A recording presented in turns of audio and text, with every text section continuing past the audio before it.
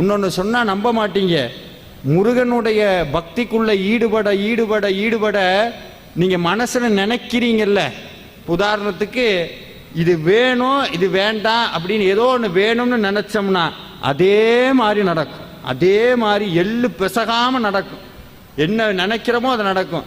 தப்பி தவிர ஏன்னா சபிச்சு விட்டோம்னு வைங்க, யாரையாவது சபிச்சிட்டோம். ஆனால் முருகடியார்கள் யாரையும் சபிக்கக்கூடாது. நமக்கு எதிரியாகவே இருந்தாலும் என்ன செய்யக்கூடாது? சபிக்கக்கூடாது. அது ஏன் சபிக்கக்கூடாதுன்னா, இது நாள் வரைக்கும் நீங்கள் பூஜை பண்ணி ஒரு பலனை சேர்த்து வச்சிருக்கீங்கல்ல, சபிச்சா அத்தனையும் போயிடும். ஆனால் அது நடந்துடும் அவனுக்கு.